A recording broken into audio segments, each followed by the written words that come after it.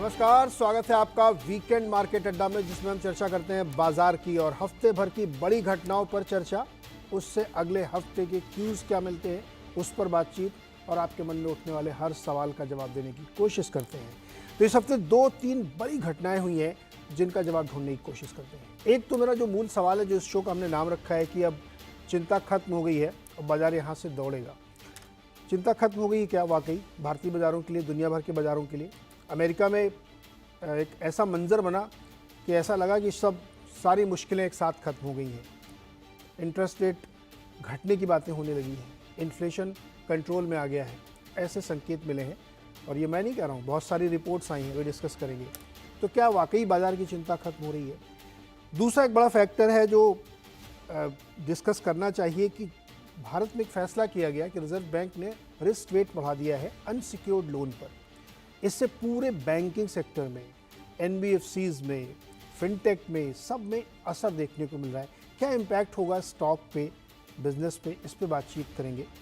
तीसरा एक और यूएस की खबर आई तो इधर आईटी में आग लगी। एक हफ्ते में बहुत बेहतरीन रिटर्न देने शुरू किए। ये कुछ 2-3-4 इश्यूज़ हैं जिसमें हम एक एक करके बातचीत करेंगे और एक दूसरे को मिक्सअप नहीं करेंगे, जिससे अलग अलग तीनों विषयों को आप समझ सकें।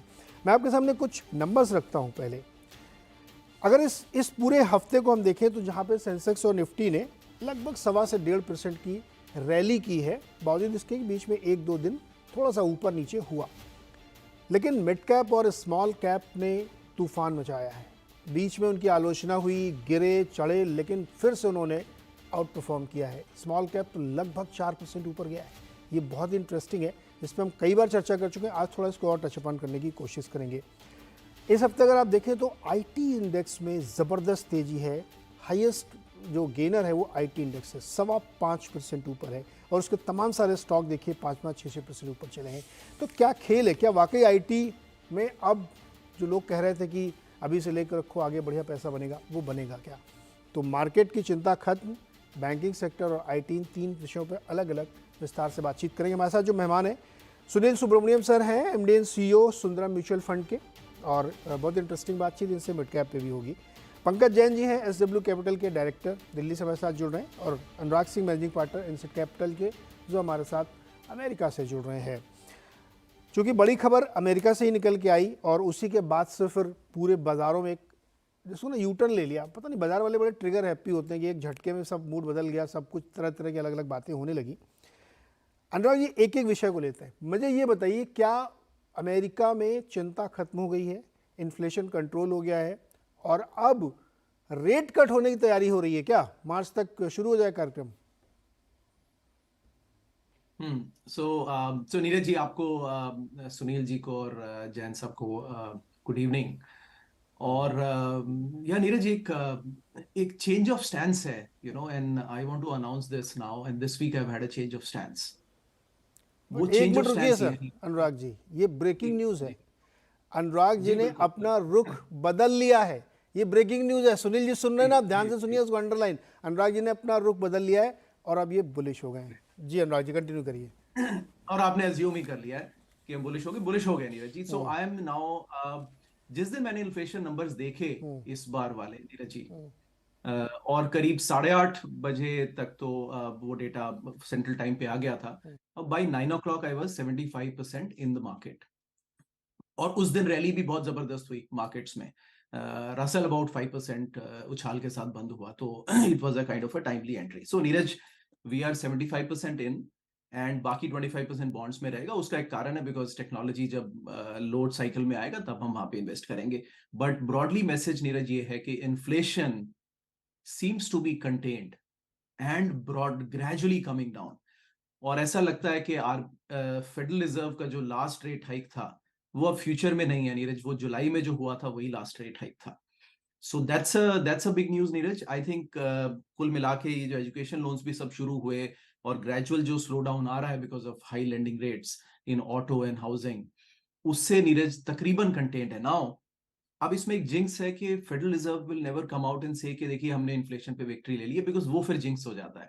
तो वो कहते रहेंगे कि we will continue to monitor, but I think internally now they are assessing कि शायद अब हम पॉज कितनी देर तक रखें, ये एक सवाल है। माई सेंसेस जो मैंने पिछला बार नीरज कहा था कि इकोनॉमी में जो सॉफ्ट लैंडिंग की बात की जा रही थी वो अब मटेरियलाइज हो रही है। यील्ड कर्व ऑलमोस्ट स्ट्रेटन है। अगर 2 ईयर में थोड़ी कमी आ जाए तो it is almost now getting to the right side of the line. And कुल मिला के नीरज ऐसा लग रहा है कि the impossible has been achieved. So अगर हम हिस्ट्री में वापस टर्न बैक करके देखेंगे ना तो ये भी कह सकते हैं कि inflation actually was transitory, right? So that's the big news Neeraj. नहीं and I think with that sense I think Anurag, मुझे ये बताइए कि आपको क्यों लग रहा है कि इन्फ्लेशन कंटेन हो गया है? कोर इन्फ्लेशन अभी भी 4% पे आपका स्टिक कर रहा है। No correct. So Neeraj but अगर आप पिछले 3 महीने देखेंगे ना तो वहां पर अबाउट 3 से 3.25 है। और इस बार जो कोर सर्विसेज और शेल्टर में भी ब्रेक आ गया है विच इंडिकेट्स के आई एम नॉट सेइंग कि अब कट्स की बात करेंगे Neeraj, but it will now gradually be contained, क्योंकि अब कॉस्ट ऑफ मनी इतना हाई है नीरज कि बाकी सब जगह वो नेगेटिवली इंपैक्ट कर रहा है। ऑटोज में, न्यू एंड यूज कार्स में, सब में नेगेटिव ग्रोथ आ रहा है और गुड्स नेगेटिव हो गए नीरज। सो यूएस इकोनॉमी का नीरज फ्लैटनिंग फैक्टर ही ये था कि गुड्स में नेगेटिव ग्रोथ चलती थी और सर्विसेज में थोड़ा 3% के आसपास चलता था। अब गुड्स नेगेटिव में आ गए हैं which means constant downward pressure उस पर रहेगा। So this is the judgement Neeraj, but I still feel 24 तक वो कट्स नहीं करेंगे, लेकिन अगर कुछ क्राइसिस आया तो they have the buffer in the pocket, तब वो they can jump in with a cut. Otherwise economy will continue to be strong and gradually inflation will be contained. So ये high level narrative है Neeraj. and with that sense I think okay, अब इसमें हुआ क्या नीरज, देखिए एक index की बात कर लेते हैं। S&P अब 4500 पे दिख रहा है, लेकिन जैसा मैं कॉन्स्टेंटली कह रहा हूं हमने 3 सेक्टर्स में बड़े स्ट्रांगली एंट्री की है, which is financials, discretionary, comm services and retail. Neeraj ये ऑल टाइम लो पर है post covid. So that is the conundrum market में कि जो बाकी 493 स्टॉक्स हैं एसएनपी में वो इतने सस्ते पे अवेलेबल हैं और सिर्फ 7 स्टॉक्स को अगर आप हटा दें और वही हमने टाइम किया। Exactly this is what I was kind of Neeraj waiting for. Okay, so that's the big view Neeraj. And 24 में कट्स नहीं आएंगे, हाँ। बट पॉकेट जरूरत पड़ी तो कर देंगे। सुनील जी, क्या अमेरिका की प्रॉब्लम इन्फ्लेशन की खत्म हो गई है? और जैसा कि ये कह रहे हैं कि 2024 में रेट कट नहीं आएगा, लेकिन यूबीएस कह रहा है, मॉर्गन स्टैनली कह रहा है, गोल्डमैन सैक्स कह रहा है कि 2.5 से 3.25% तक के कट आ सकते हैं और ये कार्यक्रम मार्च से शुरू हो जाएगा। लेकिन अनुराग जी कह रहे हैं ये दिसंबर 2024 में नहीं होगा। एक और इंटरेस्टिंग बात जोड़ देता हूँ, सिस्को से लेकर के भी लेटेस्ट वॉलमार्ट जितने भी आए टारगेट सब ने अपने गाइडेंस घटा दिए हैं। सुनील जी, देखिए मैं थोड़ा ऑपोजिट व्यू लेगा अनुराग जी से कि रेट कट के बारे में। मैं मानता हूँ कि रेट कट जरूर होगा सेकेंड हाफ ऑफ 24 में, और इसका मेरा एक बहुत सिंपल सा आंसर है, इलेक्शन, प्रेसिडेंशियल इलेक्शन के वक्त के पहले माहौल को ठीक करवाना है, ग्रैटिट्यूड देना है पवल को, गवर्नमेंट पॉलिटिकल फोर्सेस को। तो डेफिनेटली एक प्रॉपर माहौल क्रिएट करने के लिए रेट कट जरूर पॉलिटिकली मोटिवेटेड तरह से आ सकता है, वो एक बात है। दो शायद ये वाले जो अपने गोल्डमैन सैक्स जैसे वगैरह वगैरह है उनका एक वो भी है। सेकंड बात ये है कि क्यों मैं कह रहा हूँ कि रेट कट आएगा, बिकॉज सी क्या कर रहे हैं हम एक बैड न्यूज को सेलिब्रेट कर रहे हैं, राइट? स्लो डाउन आएगा, इन्फ्लेशन इसलिए घट रहा है क्योंकि वो डिमांड ड्रिवन इकोनॉमी है, तो हम बैड न्यूज को सेलिब्रेट कर रहे हैं, राइट? तो उस बैड न्यूज के हिसाब से क्या सब चीज है, देखिए वहां पर डिमांड ड्रिवन इन्फ्लेशन होता है, वो हाउसिंग से ज्यादा, मेरे ख्याल में करीबन 42% इन्फ्लेशन का कंपोनेंट हाउसिंग रिलेटेड होता है। मगर में खास चीज ये होती है, अनुराग जी शायद मेरे को सपोर्ट कर सकते हैं, कि कुछ 10 से 12 महीने लगते हैं एक रेट का इम्पैक्ट, रेट हाइक का impact on the housing related inflation में दिखने के लिए। तो अब वो जो दिख रहा है आपको स्लो डाउन, वो 10 महीने पहले जो रेट कट किया था उसका असर अब इकोनॉमी में चल रहा है। तो आने वाले दिन में, क्योंकि रेट कट 10 महीने के बाद कुछ और महीने तक चली थी ना, तो उसका इम्पैक्ट धीरे धीरे, तो हर महीने आपको इन्फ्लेशन का जो डेटा आएगा वो और भी थोड़ी बेहतर सपोर्टिव आएगी। यानी ये ट्रेंड लाइन, ऐसा नहीं कि इन्फ्लेशन इतना तक घट गया, वो फ्लैट रहेगा, धीरे धीरे ये अनएम्प्लॉयमेंट डेटा, और अनएम्प्लॉयमेंट भी अनुराग जी ने पिछले बारे में उन्होंने बात किया था। क्या था कि कोविड के टाइम में जो एक सेट ऑफ वर्कफोर्स चली गई थी, उसके कारण एम्प्लॉयमेंट नहीं गिर रही थी, राइट? तो अब वो हो गया बात। अब इकोनॉमी का स्लोडाउन जो ये रेट हाइक के कारण, और दूसरी चीज बताएंगे, पहले जो सस्ते में हाउसिंग लोन्स मिल रही थी उसके कारण जो हाउसिंग में बूम हुआ था, वो कंस्ट्रक्शन एक्टिविटी साल 1.5 साल तक चलता है ना। अब वो घर खत्म हो जाएंगे, यानी बिल्ड हो जाएंगे, तो उसके बाद उधर नौकरी नहीं मिलेगी, तो मेरे ख्याल में अनएम्प्लॉयमेंट लेवल्स भी बढ़ेंगे, जो एक इकोनॉमिक ग्रोथ के लिए नेगेटिव है मगर इन्फ्लेशन के लिए पॉजिटिव है। तो तीसरा बात जो है, तो जनरली यूएस में इतना बड़ा असर नहीं होता है सप्लाई साइड की बात, वहां पे तेल का प्राइसेस, अब यूएस में जनरली फ्री मार्केट है, मगर सुना है कि उधर सप्लाई यूएस में बढ़ गया है, शायद वो उनके ज्यादा पंपिंग के कारण या वेनेजुएला से उन्होंने तेल खरीदा, इसके कारण मेरे को पता नहीं, मगर local inflation due to supply side gasoline वो भी घट रहा है। तो माहौल एक पॉजिटिव सोच अगर फेड को लेनी है उसके लिए बन रही है। इतनी जल्दबाजी नहीं करेंगे, मगर सेकेंड हाफ यानी जून जुलाई के बाद मेरे ख्याल में जैसे ही नवंबर में वो इलेक्शन का टाइम नजदीक होता है, जरूर रेट कट करेंगे। उसके साथ और एक चीज जो पॉजिटिव आएगा मेरे को, लिक्विडिटी की टैप भी जारी रहेगी, बिकॉज सोच होगी कि अभी इन्फ्लेशन काबू में आ रहा है तो ग्रोथ को कैसे वापस ला जाए, तो उसके लिए ना ही रेट कट बट लिक्विडिटी की भी जरूरत पड़ती है।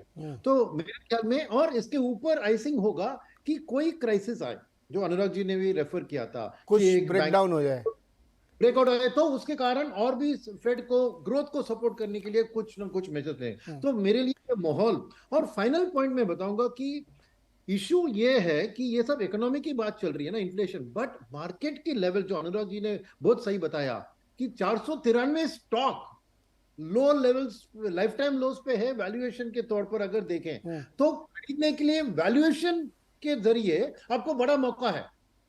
तो लिक्विडिटी, इंटरेस्ट रेट कट का माहौल और वैल्यूएशन, और एक हेज फंड के लिए जो बोरो करती है, वो अगर फ्लोटिंग में बोरो कर रही है तो एक लंबी अवधि में वो बोरोइंग भी ले सकते हैं, क्योंकि फ्यूचर में उनका रीसेट लोअर होगा, और इसलिए उनकी जो एक मार्जिन ऑफ सेफ्टी वो भी बढ़ जाएगी बाहर के देश। तो ये नॉट ओनली अमेरिका के जो 490 स्टॉक के ऊपर हमको एक पॉजिटिव दिख रहा है, बट इमर्जिंग मार्केट फ्लोस के ऊपर ये पॉजिटिव होगा जी, क्योंकि liquidity ultimately finds its own level. और यहाँ पे अच्छी बात क्या हुई है कि इमर्जिंग मार्केट इंडेक्स में अब 15.5% इंडिया का शेयर है, वो इस महीने एंड तक 16.5% तक बढ़ने वाला है। तो 1% और इंडिया का एलोकेशन बढ़ेगा तो पैसिव फंड्स का फ्लोस इंडियन मार्केट में बहुत आना शुरू हो जाएगा। सुनील सर, मुझे ध्यान है कि आप हम लोगों ने डिस्कशन भी किया था, एक बात जो अभी आपने कही वो अंडरलाइन कर देता हूँ मैं दर्शकों के लिए, कि जो इस वक्त वहाँ पे हो रहा है अमेरिका में, वो आप 6-8 महीने पहले की क्रेडिट पॉलिसी या मॉनेटरी पॉलिसी पे रिएक्शन देख रहे हैं। आज जो 5.5% का वहाँ रेट ऑफ इंटरेस्ट है, इस पर अगर रियल रिएक्शन हो जाए तो आपकी इकॉनमी बैठ जाएगी सर, ये मैं कह रहा हूँ। और मैं थोड़ी अपनी तारीफ़ कर लूँ कि आपकी फेड की अनाउंसमेंट या पॉलिसी मीटिंग से पहले, बहुत पहले, मैंने सोशल मीडिया पे लिंक किया था और ये दावा किया था कि मैं अपना नाम बदल लूँगा अगर मई से रेट कट आपके यहाँ ना हो जाए तो, क्योंकि आपका जो डेटा आ रहा है ना, 2% का क्रेडिट ग्रोथ है आपका हाई फ्रिक्वेंसी डेटा, आपके 8% पे ऑटो लोन है, 8.5% पे होम लोन है, इंडिया को मैच कर रहे हैं आप। कोई चांस ही नहीं कि रेट कट ना हो आपके यहाँ। अनुराग जी, यहाँ पे हमारा आपका डिफरेंस है।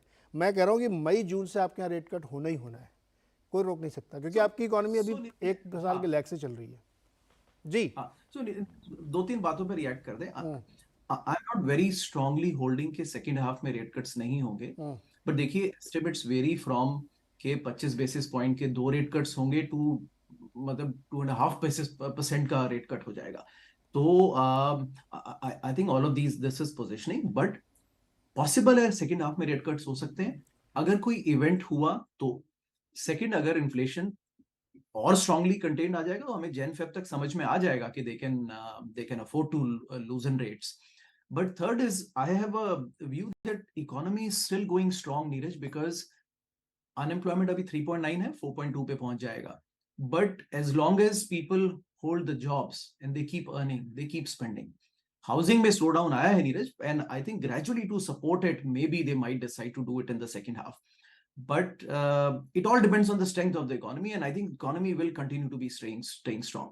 इसलिए मैं कह रहा हूं कि वो जल्दबाजी नहीं करेंगे. लैग्स की बात जो सुनील जी ने कही वो देखिए वो जायज है. That's why we are saying that देखिए जो अब तक जुलाई में जो हाइक किया था इम्पैक्ट अब तक हमें दिखने में आ रहा है. On the presidential gratitude and elections, देखिए ये जो फेडरल रिजर्व्स के चेयर होते हैं ना, the biggest thing they worry about is the legacy they leave. And despite all pressures, he wants to leave this legacy that he is the man who contained the inflation again after Volcker. वो उसमें जल्दबाजी नहीं करेंगे. तो वहीं पर मेरा है कि अगर उनको कॉशियस रहना होगा, unless they see an event happening, rate cuts इतना इजीली नहीं आएगा. तो threshold of the rate cut is high. आपकी बात, बट बाकी आपकी बातें जायज है. आपकी बात जो है आप इकोनॉमिकली लॉजिकली कर रहे हैं, बट मेरा जो डर है, जो मेरा एनालिसिस करता है कि आपके यहाँ ना रियल एस्टेट में बहुत बड़ी प्रॉब्लम आ जाएगी अगर रेट कट नहीं हुए. तो आप इस बात को अंदाज़ा लगाइए कि कभी यूएस ने बिजनेस ही नहीं किया 5.5% की लोन पर. हम लोग करते हैं सर यहाँ पे 6, 7, 8, 10% पे. आपकी आदत ही नहीं है. तो वो इकोनॉमी को सस्टेन करना मुश्किल हो जाएगा अगर इसी रेट को बनाए रखें. अगर 2024 में मैं आपकी बात मान लूँ कि 5.5% का रेट मेंटेन रहेगा, कोई कट नहीं होगा, ना कोई बढ़ेगा, पॉज रहेगा, तो आपकी इकोनॉमी चल नहीं सकती सर. बहुत मुश्किल हो जाएगी, क्योंकि अभी आप उस रेट पे प्ले कर रहे हैं जो बहुत नीचे था. अभी 5.5 का इम्पैक्ट आया ही नहीं है. इसलिए मुझे लगता है कि रेट कट उनको करना पड़ेगा. और जो बात ये कह रहे हैं सुनील जी, वो प्रेशर इलेक्शन की तरफ से ही आएगा. भैया चुनाव ही जीतना है. अब वो बहाना कुछ भी बने, हिल्ले रोजी बहाने मौत वाली बात हो जाएगी, रीजन कुछ भी बने, लेकिन करना पड़ेगा. सुनील सर छोटा सा कमेंट पे मैं पंकज जी के पास जाऊंगा. जी नहीं, वो नहीं, मेरे को अनुराग जी से पूछना, ये क्रेडिट कार्ड वाले रिवॉल्विंग क्रेडिट में जो रेट के साथ साथ रिवॉल्विंग भी बहुत ज्यादा तेजी से बढ़ रहा है, तो वहां पे कुछ क्राइसिस अंडरलाइंग बढ़ते हुए नहीं दिख रहा है आपको? नहीं, वो सुनील जी वो ज्यादा नहीं है, बिकॉज आफ्टर कोविड वो वापस से अनसिक्योर्ड लेंडिंग बोर्ड 1.7 ट्रिलियन पे क्रेडिट कार्ड्स का पीक किया है. बट अगर आप कॉस्ट ऑफ लिविंग देखें तो अबाउट 25% तो कॉस्ट ऑफ लिविंग बढ़ी है. तो अगर अनसिक्योर्ड क्रेडिट 1.5 ट्रिलियन था बिफोर कोविड, तो उसको 1.9 ट्रिलियन डॉलर्स हो ही जाना चाहिए था क्रेडिट कार्ड बैलेंसेस को. अच्छा, वो इसलिए भी नहीं है बिकॉज अभी 600-700 बिलियन का बैलेंसेस अभी भी लोगों के अकाउंट्स में पड़ा हुआ है, एक्सेस बैलेंसेस. तो दैट्स व्हाई क्रेडिट कार्ड्स पे लोड कम है. डेलिक्वेंसीज मार्जिनली इंच अप हुई है, लेकिन मार्जिनल है वो यूज्ड कार लोन्स में एंड उसमें. On a longer trend, it's not that strong. And no doubt, आप लोग जो बातें कर रहे हैं वो जायज हैं, but I think you are pointing towards कि something will break. Neeraj ji आप भी वही कह रहे हैं, something will break. And if something breaks, they have the buffer, they will come and cut, no doubt. नहीं, जैसे डिलिक्वेंसीज बढ़ रही हैं, अभी जो कोविड टाइम में बहुत फ्री पैसा बटा था ना, अब वो बहुत जो 50 साल से ऊपर वाले लोग हैं आपके यहाँ, उनके अकाउंट में थोड़ा बचा 5-10%, बाकी किसी के पास नहीं है. सबसे ज़्यादा डिलिक्वेंसीज आपकी यंगर एज में ही आ रही हैं. तो वो जो कैश था ना, जो एक ज़माने में JP मॉर्गन कहता था कि वो उनके एकदम फ्रीक्वेंसी अकाउंट में $1.5 ट्रिलियन पड़ा, वो सब खत्म हो गया भाई साहब. अब पैसा बचा नहीं है, तो मुश्किल आने वाली है. पंकज जी, दो एक्सट्रीम व्यू. हालांकि अनुराग जी थोड़ा सॉफ्ट हो गए हैं, लेकिन अभी भी वो मान नहीं रहे कि रेट कट होगा, और सुनील से कह रहे हैं रेट कट होगा. अब तो पैसे लगा दिए नीरज जी सॉफ्ट. तो इस कॉन्टेक्स्ट को लेते हुए अब बताइए सर, क्या होने वाला है? चिंता खत्म पूरी, और अपना बाजार देखिए रैली पर रैली कर रहा है.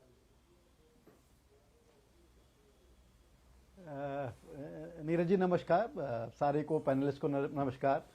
देखो अनुराग जी ग्राउंड जीरो पे बैठे हैं. I think he has a much better perspective and view of what is happening in US.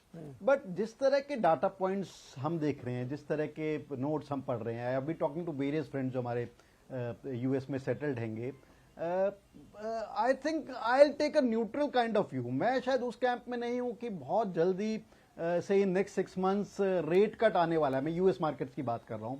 I think we could stand in extended pause kind of scenario. जिस तरह का यूएस फेड का पिछली बार की commentary थी, उसमें भी ऐसा ही आभास मार्केट को, या मार्केट ने रिएक्शन दिया था that we may have extended pause. और हमें नहीं भूलना चाहिए कि कई बार हमने देखा है कि यूएस फेड अपनी कमेंट्री में एक बदलाव, बहुत जल्द बदलाव कर देते हैं. तो आई थिंक जो एक टाइम पीरियड का डाटा पॉइंट मिला है, जो इन्फ्लेशन को कंट्रोल करते हुए जो एक US markets, Indian markets rejoice कर रही हैं, I think that may not be enough. क्योंकि ये देखा गया है specially in US markets, I think बहुत डाटा ड्रिवन है. एंड जो आपका बीच में सवाल था कि या एक हमारा अंदेशा था कि यूएस में भी 2024 के एंड में इलेक्शंस हैं, नॉट टू फॉरगेट हमारे यहाँ भी बहुत मेजर इलेक्शंस देंगे अप्रैल मई में। यूएस में शायद इलेक्शन रिलेटेड रेट कट की संभावना कम है, अनलेस जो डाटा वहां पर आएगा वो उसको सपोर्ट करेगा। So all in all I am still in the camp कि we are in for extended pause, और मेरे को नहीं लगता कि बहुत जल्दी रेट कट आने वाला है। So taking that view into consideration, जो आपका जो टैगलाइन है कि क्या चिंताएं खत्म हो गई हैं, मेरे को लगता है कि स्टॉक मार्केट में चिंताएं कभी भी नहीं खत्म हो सकती। I think every day is a very new day.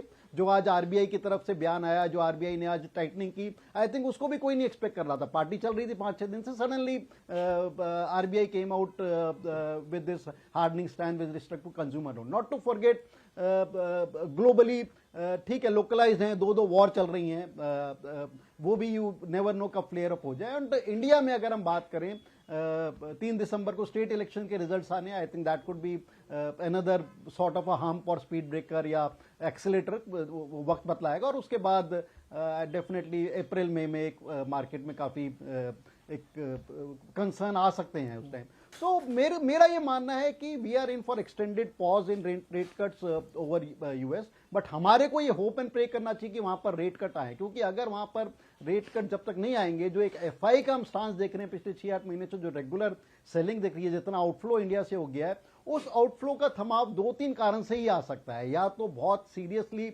बहुत पॉजिटिव इलेक्शन रिजल्ट आए which compels FIs to aggressively come back into the market, क्योंकि ऐसे बयान आ रहे हैं कि they been sitting on the sidelines, या फिर जो डिफरेंशियल इन इंटरेस्ट रेट है, कम से कम हमने देखा हिस्टोरिकली 250 से 300 बेसिस पॉइंट डिफरेंशियल इन इंटरेस्ट रेट होना चाहिए, जो आज के दिन कर्व डाउन होके से में भी लेस देन 200 बेसिस पॉइंट रह गया है। सो इन सब चीजों का समीकरण देखें, जिस तरह का रिजल्ट सीजन हमने देखा, आई थिंक यूएस में भी रिजल्ट सीजन काफी एंकरेजिंग था, और हमारे यहाँ भी जो एक कंसर्न्स थी कि शायद लेटर हाफ में रिजल्ट सीजन थोड़ा खराब हो जाए, वो शायद ऐसा हुआ नहीं है। सो काफी ऑप्टिमिस्टिक व्यू है हमारा, बाय ऑन डिप स्ट्रैटेजी है मार्केट्स में हमारे क्लाइंट्स के लिए। क्वालिटी स्टॉक्स में there are certain specific sectors we have been talking about, but to hope कि बहुत जल्द रेट कट आने वाला है यूएस मार्केट्स में, मेरे को शायद, मैं उस कैंप में नहीं हूं अभी। ओके, तो 2 लोग एक तरफ हो गए। अच्छा, अब अमेरिका से भारत आ जाते हैं। अमेरिका में होगा, हम लोग जून तक देखेंगे क्या होगा। एक बड़ी घटना हुई, भारत में रिजर्व बैंक ने रिस्क वेट बढ़ा दिया अनसिक्योर्ड लोन पे, यानी जो पर्सनल लोन, कंजम्पशन वाला लोन, बीएनपीएल वाले, इसमें रिस्क वेटेज 100 से बढ़ा के 125 कर दिया। तो इसकी वजह से पूरे बैंकिंग सेक्टर में बड़ी हलचल हुई है। ये उन्होंने ऐसा नहीं कि एकदम से कर दिया, ये 2000 प्री कोविड यही था, कोविड के दौरान बूस्ट करने के लिए उन्होंने घटाया था, उसको फिर से रिस्टोर कर दिया, सिर्फ इतनी सी बात थी। लेकिन वही ना कि आदत पड़ जाती है हमारी। अब ये बात अनुराग जी कॉन्टेक्स्ट में देखिए कि आदत हमारी पड़ गई थी कि हमको तो इतने में मिलेगा, अब वो रिस्टोर करने पे ही हमको झटके लग रहे हैं। तो वैसे आपके यहाँ भी ना वैसे झटके लगेंगे जिस दिन वो रियल लेवल पे आएंगे। लेकिन सुनील सर, क्या बैंक सेक्टर को, एनबीएफसीज को, फिनटेक कंपनीज को बहुत ज़्यादा इसकी चिंता करनी पड़ेगी? लोन ग्रोथ रुक सकती है, दिक्कत आएगी? एनबीएफसी के लिए थोड़ा डबल है, लेना भी महंगा और देना भी महंगा पड़ सकता है। नहीं, लेना क्यों महंगा होगा, बिकॉज वो तो रिटेल क्रेडिट नहीं है ना। बैंक जो एनबीएफसी को लेड करते हैं वो कॉर्पोरेट क्रेडिट होता है, तो लेना महंगा नहीं होगा, देना जरूर महंगा होगा। मगर रिटेल कंज्यूमर लोन्स में मेरे को इतना रेट सेंसिटिविटी टू डिमांड नहीं दिखता है। समझिए, इसके कारण 25 बेसिस पॉइंट्स रेट बढ़ेंगे तो ईएमआई में क्या 10, 15, 20 रुपए पर्सनल लोन्स में बढ़ेंगे। हाउसिंग लोन्स का लंबी अवधि लेंगे तो वो बात अलग है। मगर मेरे ख्याल में ये एक सिग्नल है आरबीआई की ओर से, और उन्होंने कुछ 2-3 हफ्ते पहले ही ये ऐलान दिया था, याद है आपको, कि हमको थोड़ी दिक्कत हो रही है rate at which personal credit is growing in India करके एक शक्तिकांता दास जी ने बताया था। उसका एक्शन प्लान आज बता रहे हैं। ये एक सिग्नलिंग इफेक्ट है कि थोड़ा आप ध्यान से देखिए क्रेडिट क्वालिटी उधर इंप्रूव करने की, क्योंकि ये रिस्क रेटिंग जो करते हैं उसका मेन पर्पस ये होता है कि आप वहां पे क्रेडिट क्वालिटी पे ध्यान दीजिए। तो मेरे ख्याल में थोड़ी वीकर बोरोअर्स को शायद बहुत ज्यादा रेट्स बढ़ेंगे, मगर गुड क्वालिटी बोरोअर्स रिटेल के अंदर, उनके लिए मैं ज्यादा असर नहीं देख रहा हूं। तो ओवरऑल लोन डिमांड में मैं उतना इम्पैक्ट नहीं देख रहा हूं। डेफिनेटली क्या बैंक्स और एनबीएफसीज ये रेट हाइक जो है उतना तक करेंगे जितना उनका जो रिस्क वेट मेजर होता है उतना, या पूरा थोड़ा हमारे ईपीएस के ऊपर थोड़ा असर दिखेगा। मार्केट के लिए वही कंसर्न है। तो मेरे ख्याल में थोड़ा बहुत हो सकता है, ईपीएस की जो ग्रोथ रेट है वो मॉडरेट हो सकती है, उसके कारण थोड़ी वैल्यूएशंस के ऊपर असर आ सकती है। ऐसा नहीं कि जीरो असर होगा, मगर इतना भी नहीं जितना कि मार्केट आज रिएक्ट किया इस अनाउंसमेंट के कारण। तो मैं बाउंस बैक जरूर देख रहा हूं कि आज का रिएक्शन थोड़ा ओवर रिएक्शन था, तो एक स्टेबलाइज होगा, मगर ओवरऑल ये एक हेल्दी है। सिस्टम को प्रोटेक्ट करने के लिए ये बहुत एक उम्दा स्टेप है आरबीआई की ओर से कि एक सावधान वार्निंग बोर्ड लगा दिया उन्होंने बैंक्स और एनबीएफसी को, जब लेंड कर रहे हो तो रिस्क वेट ज्यादा है तो ध्यान से कीजिए, बस वही बात। एग्जैक्टली इसमें दो तीन चीज़ें और समझने वाली, जैसे कि उन्होंने क्लियर कर दिया है कि जो कोलेट्रल बेस्ड लोन है, जैसे vehicle loan, home loan, education और एमएफआई को भी इससे बाहर रखा है। ये सिर्फ पर्सनल लोन और कंजम्पशन वाले इस तरह के लोन में होगा तो एसबीआई कार्ड जैसी कंपनी, बजाज फाइनेंस जैसी, चोला जैसी कंपनीज के ऊपर असर आएगा। और चूंकि ये कैपिटल एडिक्वेसी से कनेक्टेड है तो प्राइवेट बैंकों को कोई दिक्कत नहीं, तो बहुत 8% से कहीं ज़्यादा उनके पास है। एसबीआई हो सकता है बिल्कुल वर्ज पे खड़ा है या 9% पे है, तो वो, लेकिन वो सॉवरेन का उनको फ़ायदा मिलता है। एक सवाल और सर आपसे सुनील सर, जिस तरह का रिएक्शन मार्केट ने दिया 3-3, 4-4, 5-5, 7-7% के लिए क्रेडिट कार्ड वाली कंपनियों के ऊपर सबसे ज़्यादा असर, क्योंकि उनका तो 100% लोन अनसिक्योर्ड है। सब आरबीआई ये चाहता है कि उस पे थोड़ी सी रोक लगे और लोन ग्रोथ थोड़ी अनसिक्योर्ड वाली पर्सनल वाली कम भी हो जाए तो ठीक है, क्योंकि ऐसी भी खबरें हम लोगों को सूत्रों से मिलती थी कि 3 साल का जो पर्सनल लोन मिलना चाहिए वो 7-7 साल तक के लिए भी दिया गया है कुछ जगहों पे। तो ये एक बड़ी चिंता का विषय था, इसलिए इसको कंटेन करना जरूरी था और वो इम्पैक्ट आपको स्टॉक प्राइस में भी दिखेगा। यस एब्सोल्युटली, आपकी बात सही है, मगर इसमें एक बात होगी, देखिए डिफरेंट एनबीएफसीज और डिफरेंट बैंक्स इसी क्षेत्र के अंदर, उनकी जो ओनरशिप की स्ट्रेंथ, कैपिटल एडिक्वेसी की स्ट्रेंथ के कारण यहाँ पे वो अपना मार्केट शेयर बढ़ा सकते हैं by being cheaper loans, because already उनकी कैपिटल एडिक्वेसी अच्छी है, तो उनको शायद उतना रेट बढ़ाने की जरूरत भी नहीं है, समझ रहे हैं आप। Whereas those जिनकी proportion of such loans बहुत हाई है, उनके लिए और मार्जिन इसके लिए प्रोवाइड करना होगा, तो उनके हाथ थोड़े बंदे हो जाएंगे। तो मार्केट शेयर में इसके कारण कुछ अच्छे क्वालिटी बैंक एनबीएफसी जो इस क्षेत्र में खेल रहे हैं, उनके शायद मार्केट शेयर बढ़ भी सकते हैं, तो इसमें मौका भी मैं देख रहा हूं। इसमें पंकज जी, इसमें एक बड़ी इंटरेस्टिंग चीज होने वाली है। अगर आप थोड़ा सा कम मिल रहा है आपको पैसा, या थोड़ा सा चवन्नी अठन्नी महंगा मिल रहा है, तो या तो आप पास ऑन कर दें।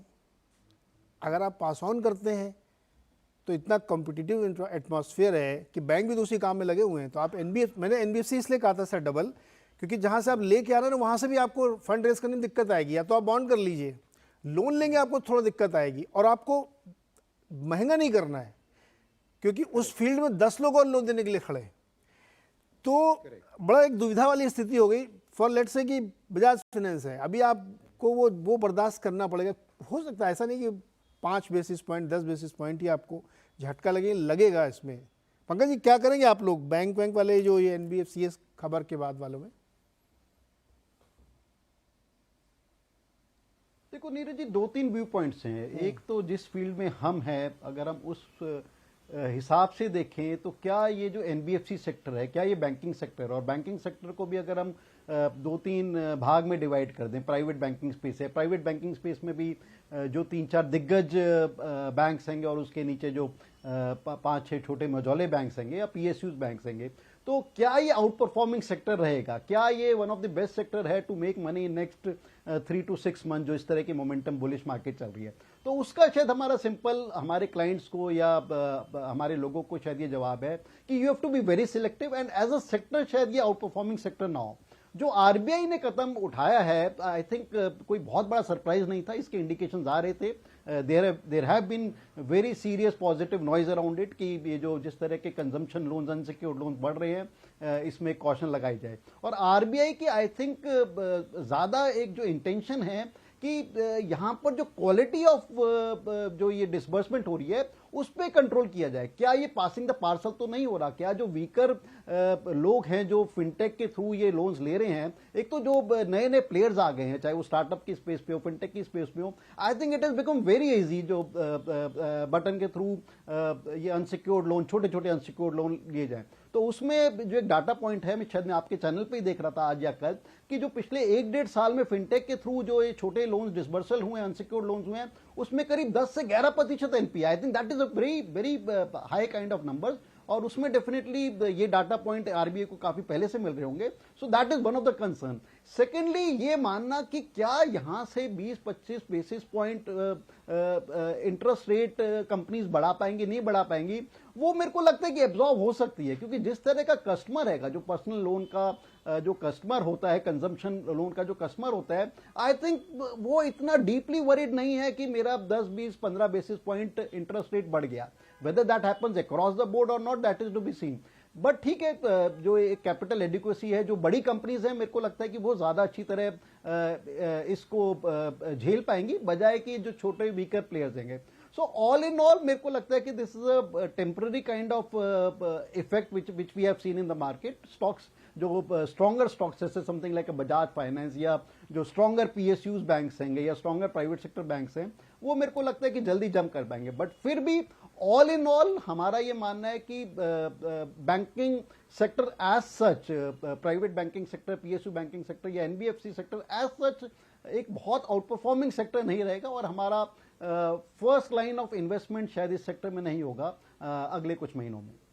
एक क्विक व्यू अनुराग जी आपका इस खबर पे, हालांकि भारत से संबंधित खाली खबर है, लेकिन आपका क्या व्यू बनता है इस पे?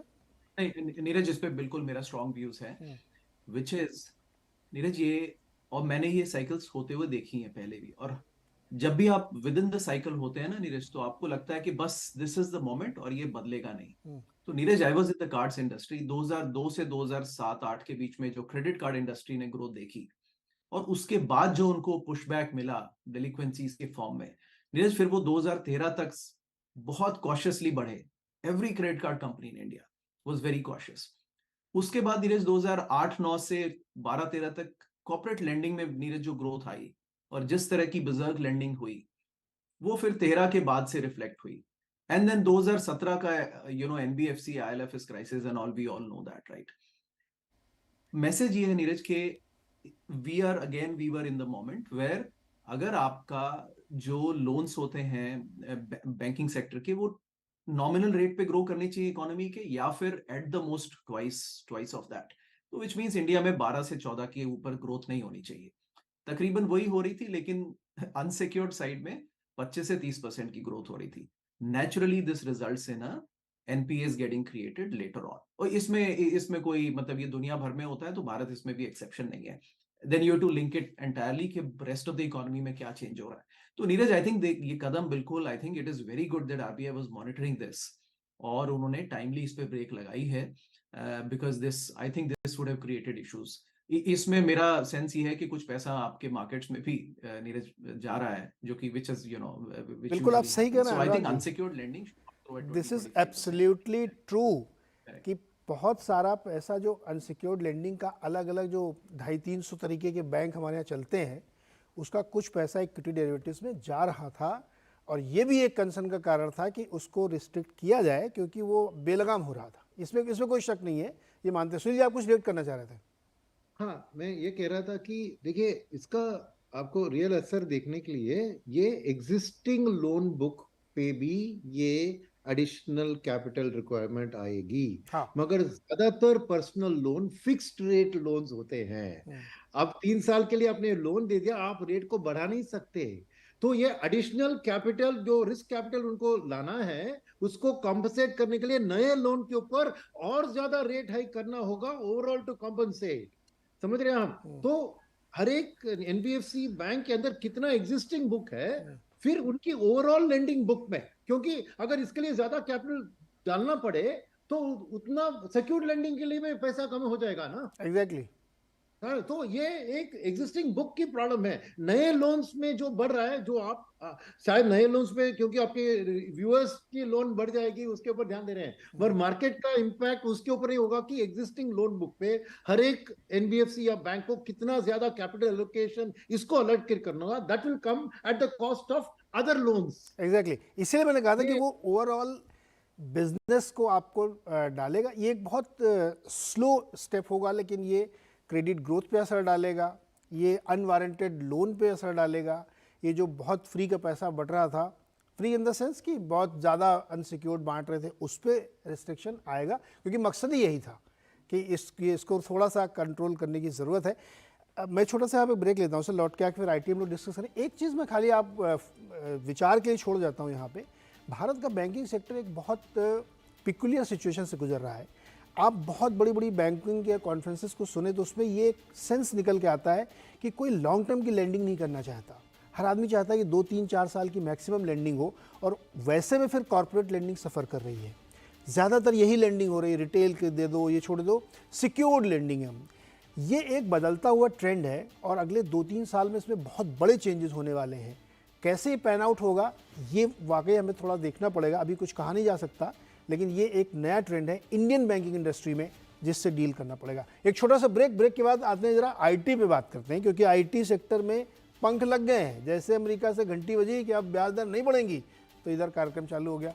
क्या होने वाला है, बातचीत करेंगे ब्रेक के बाद।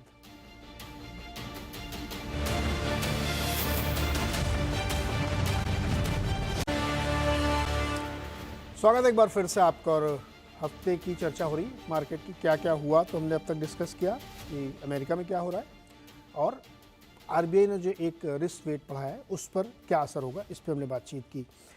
तीसरा हमारा बड़ा इशू है आईटी में मैं बात करना चाहता हूँ, लेकिन आईटी से पहले मुझे एक छोटा सा कमेंट सुनील जी और एक छोटा सा कमेंट पंकज जी से, बहुत छोटे छोटे कमेंट दीजिएगा सर। ये मिड कैप वाली जो है ना, एक बार फिर से आ गए रहो में, बड़े वाले कुछ कर नहीं पाए सर। बहुत मुहिम चलाई कि ये क्यों चल रहे हैं छोटे वाले, ये वो सब किनारे। 4% चला इस हफ्ते। आप लोग लग रहा है फिर दबा के खरीदारी कर रहे हैं सर।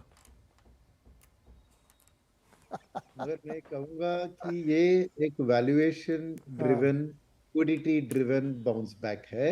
ये फंडामेंटल इकोनॉमिक पैरामीटर्स पे, उनका बिजनेस ग्रोथ पे एक बहुत बड़ा बदलाव या ये आ गया, ये इसके कारण नहीं है।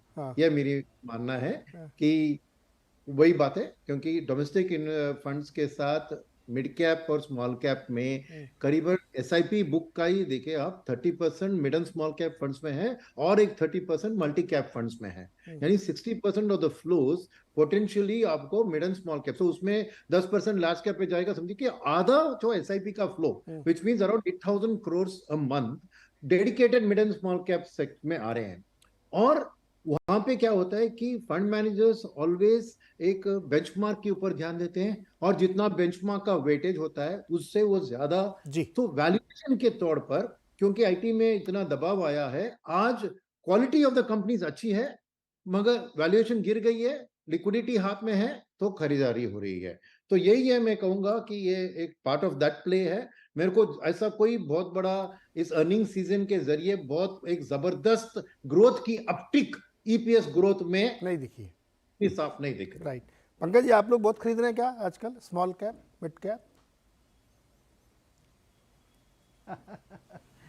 देखो, हमारे बहुत सारे ऐसे क्लाइंट्स होते हैं who tend to change the momentum, change the quality momentum, और हमारा उसके अंदर एक हैंड होल्डिंग वहाँ पर रहती है कि ओके ठीक है, we have to change the momentum, but we have to change the quality momentum. क्योंकि आप भी देख रहे होंगे नीरज जी, पिछले कुछ एक हफ्तों में बहुत सारे ऐसे स्टॉक्स भी हैंगे, चाहे वो मिड कैप आईटी हो या स्मॉल कैप मिड कैप दूसरे सेक्टर्स के हों, जिसकी क्वालिटी बहुत ही डाउटफुल और है, and they been moving around. So हमारा रोल यही रहता है कि नहीं, let's stick to the quality. अगर कहीं पर थोड़ा सा डेंट भी मिलता है तो at least we can play a wait and watchful kind of game. जहां तक आईटी की बात रही, अगर आप देखेंगे पिछले 6 से 8 महीने में, आई थिंक जो अच्छे मिड कैप आईटी काउंटर्स हैं, they had been still performing well and they were backed by results भी उसके आए।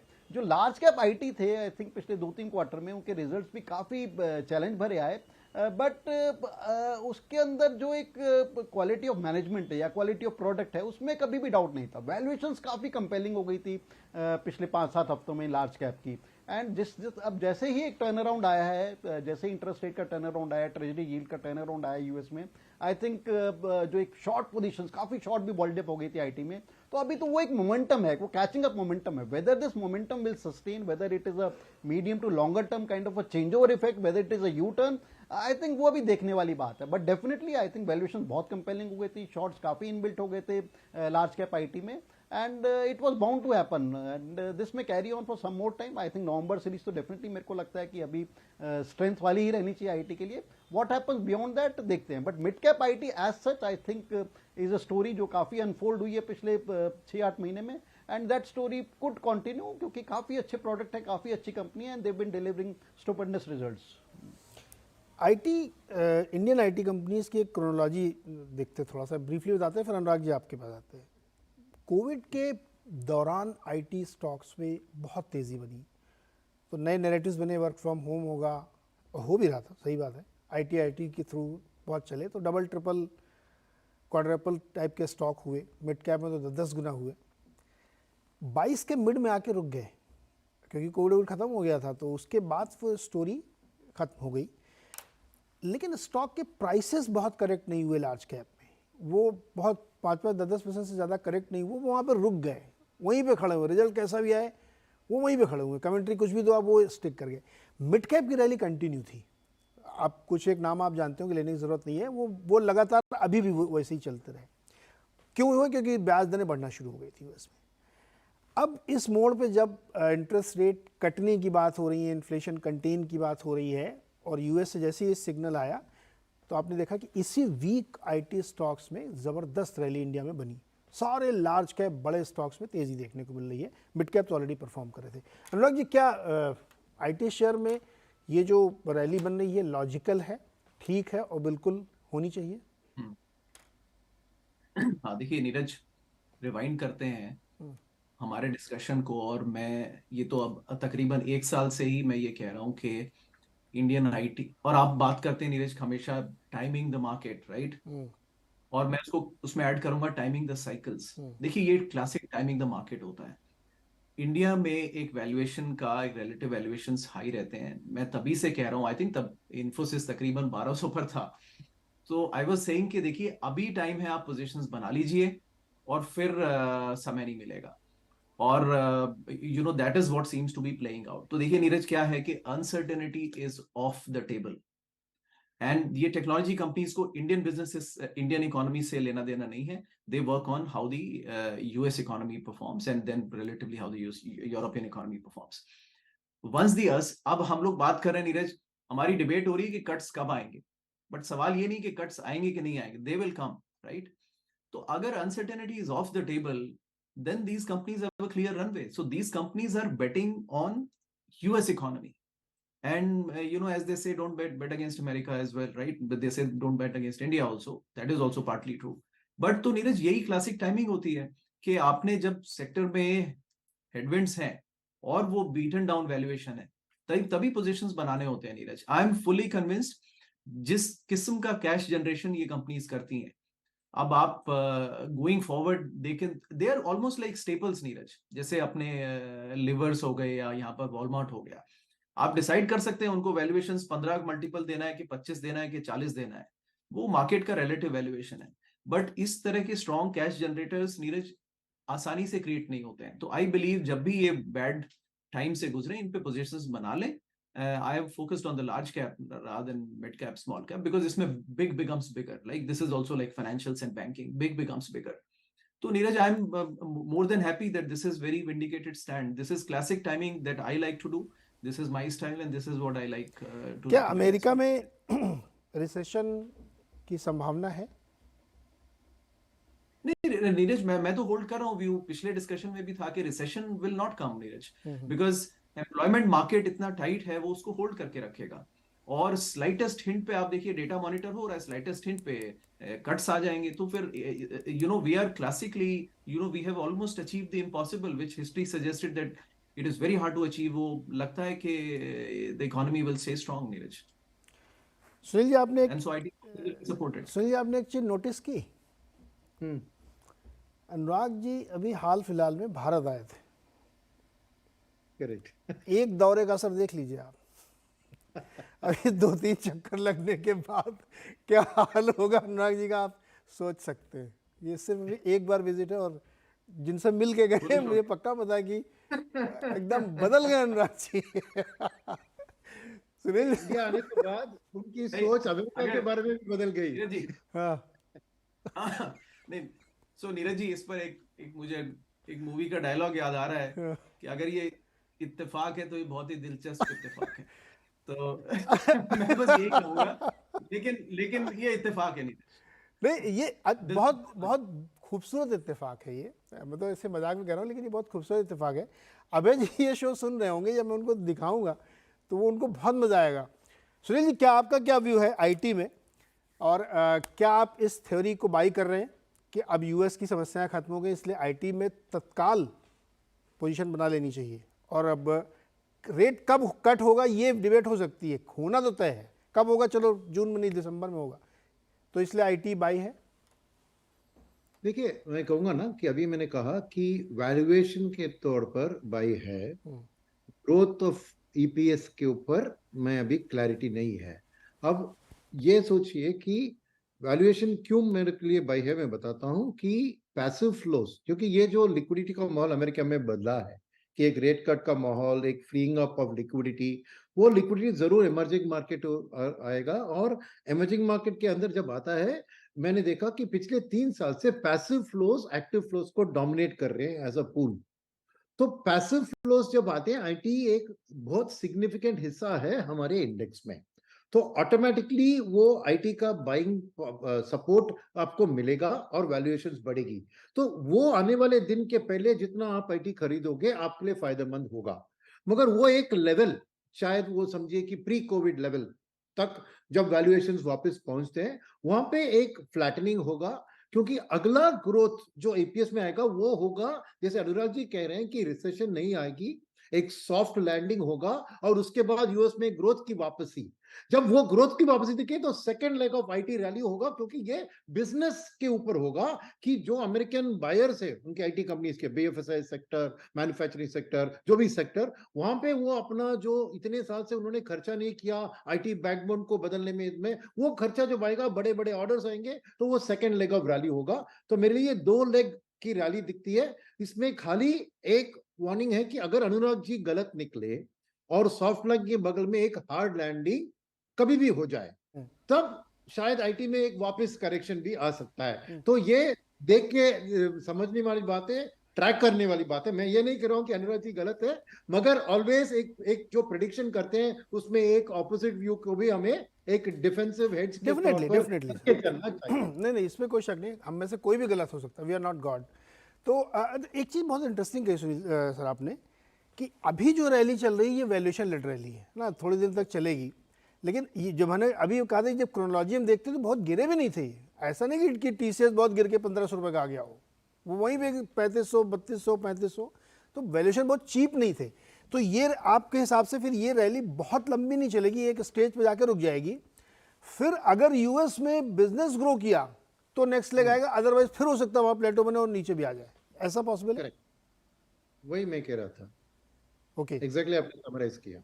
सो ये आईटी की स्थिति बनने वाली है। एक छोटी सी चीज और मैं आप लोगों से डिस्कस करना चाहता हूं जाते जाते, आईटी के बेस पर जो मार्केट इंफ्रास्ट्रक्चर की कंपनीज हैं, बीएससी, सीडीएसएल, कैम्स और केफिन और एंजल वन, तमाम सारी कंपनी, एमसीएक्स, इन स्टॉक्स में पंख लग गए हैं, एकदम अनाप शनाप तेजी है इनमें। मैं नहीं जानता हूँ इनके वैल्यूएशन क्या, इनके पीछे क्या लॉजिक होगा।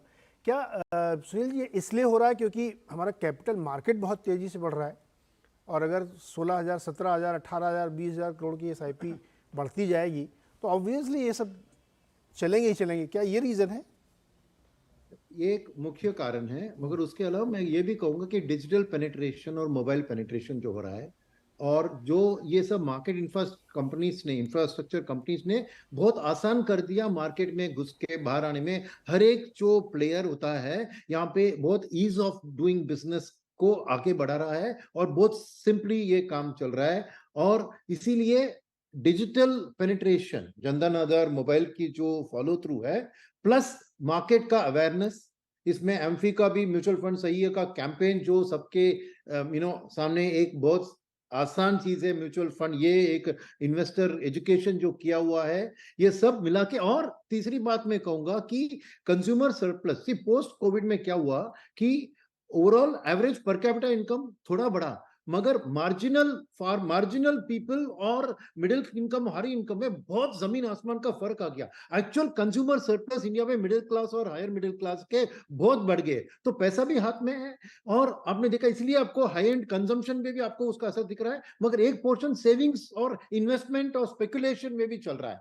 तो ये तीन फैक्टर है, digital plus more income in the hands of people plus capital market awareness and desire, वो में ग्रीड भी कह सकते हैं आप, desire to participate in the capital market through futures and options. ये तीनों का असर आप देख रहे हैं कि ये जो मार्केट इंफ्रास्ट्रक्चर कंपनीज के ऊपर जो तेजी आई है, ये शायद उसी का कारण है। उनके नंबर्स भी अच्छे दिख रहे हैं, अभी भी इस क्वार्टर के अर्निंग्स में भी आप ब्रोकिंग कंपनीज की नंबर्स देखिए, राइट, बहुत बढ़िया, मतलब अनबिलीवेबल नंबर्स भी अच्छा नहीं, बिल्कुल सही। अभी देखिए एक रिसेंट लिस्टिंग हुई प्रोटियन जो सब्सिडरी एनएससी की है, पहले लोगों को समझ में नहीं आया, एकदम ठंडा रिस्पॉन्स था, उसके बाद वो लिस्टिंग के 3 दिन के अंदर 50% चल चुका है।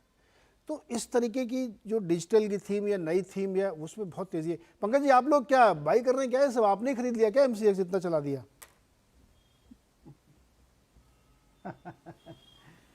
देखो नीरज जी, डेफिनेटली जो हम बातें कर रहे हैं कि जो एक इजी एक्सेस मिल गया है यंगर जनरेशन को, हम जो मे बी जो एक बिटकॉइन जनरेशन थी उसमें भी हो सकता है कि थोड़ा शिफ्ट इक्विटी मार्केट की तरफ, डेरिवेटिव मार्केट की तरफ हो सकता है।